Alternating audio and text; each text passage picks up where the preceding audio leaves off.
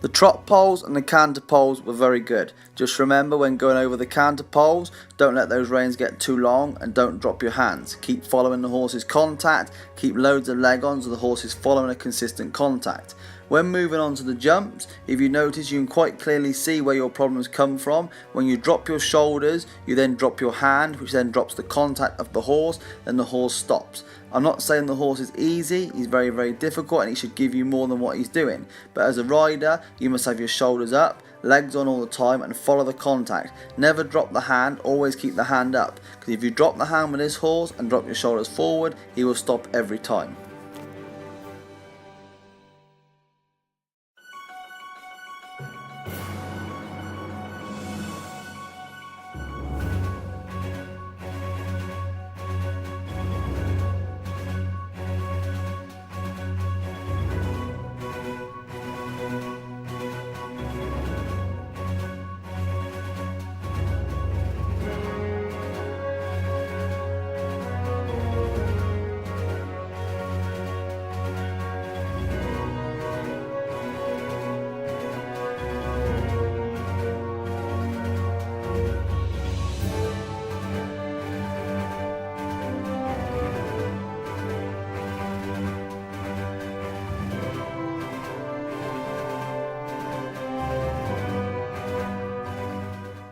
Today's training session was quite unusual for you because today is the first day I've seen a few kinks in your armour from a rider. Over the poles is very, very good, and over the small jumps is very, very good. When we put the jumps up to a certain height, you start to get a little bit nervous and a few little mistakes started to occur. Pulling at the mouth, not riding on a smooth enough rhythm, bad corners and having fences down. This is purely because the fences have gone up and you're more worried about the fence then, not the corners and the approach. So moving forward from this, we now need to put you in the group where you'll be jumping bigger fences, so again you can gain confidence. So when you're riding so well at 90 centimeters, then when you're jumping a meter 5, meter 10, you can ride just as well because you're fully confident because you've been practicing at home. But overall, very, very pleased with the way you're riding, and I'm not disappointed that you found it hard today when the fences went up, because at the end of the day that's part of training. But now we can move on from this.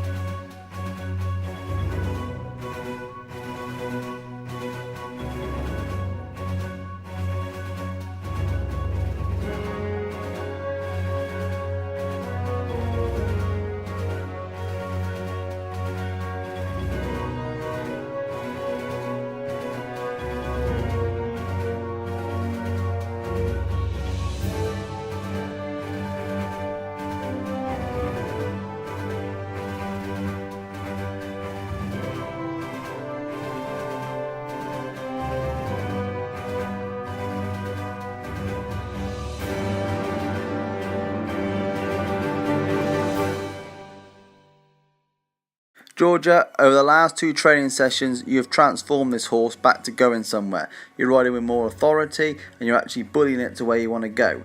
Over the canter poles, it highlights where your problems come from because you're looking for a consistent canter, not that the horse is pulling your arms and gaining over each pole. But overall, huge improvement. As you start to link the jumps together, you can see it's inconsistent. Some jumps are good, some jumps are bad, but mostly the reason why this is because two reasons. 1, the spook, and 2, the canter. So what we need to do is we can improve the canter on the flat by going from pole to pole or cross pole to cross pole.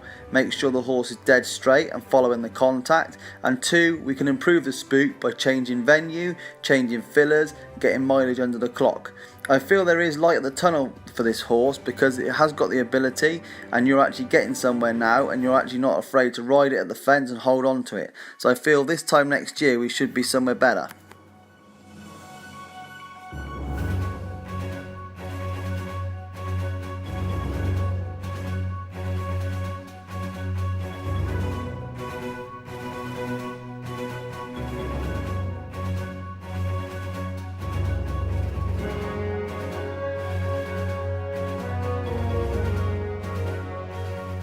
This is a very nice horse, but as you notice, these canter poles highlight where your problems come as you go around the course. The first time over the poles, which is on video, was actually very good, but if you remember back to when we were doing it, you were struggling to keep the canter.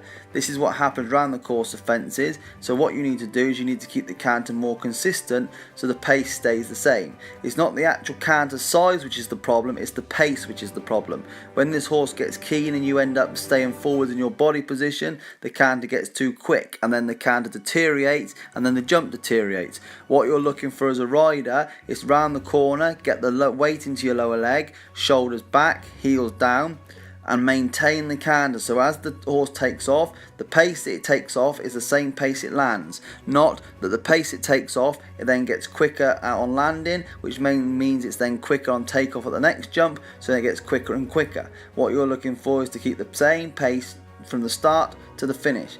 Overall, the horse has improved a hell of a lot, but now we need to make the next step up, so when you jump newcomers, you're in more control and you've got more shape to your animal.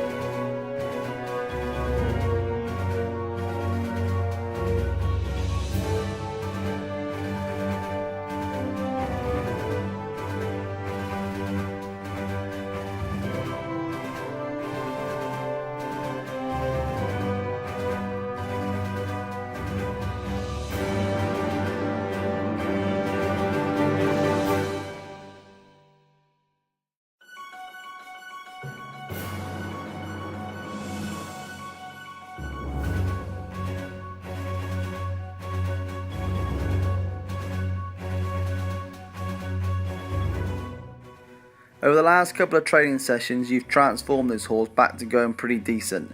What we're looking for now is the canter's nice, but it's the straightness. 50-50 in the hand, not pulling too much with one hand, not pulling too much with the other hand. We're looking for the horse to keep a dead straight line from one fence to another. Sometimes the horse lands over one jump and then bulges out through the outside shoulder, so the next jump is at the wing end. What we're looking for is the middle to the middle. If you notice when you jump the cross pole down to the water tray, there's a very good example of it bulging out through the outside shoulder. In schooling, you can have cross pole to cross pole down there, and you can have more outside bend through your turn. When you jump the style to the spread, again on the right turn you can see it bulge through the shoulder, so again in schooling you can come through that turn with more left bend and slow the canter down, so you could have takeoff pole and landing pole over the spread, so the horse lands over the style, makes a nice curve through, and when it gets to the spread has to slow itself down because of the landing, a takeoff pole and a landing pole. Overall, the horse is improved and is going in the right direction. Now we've got to keep making sure we stay in the right direction.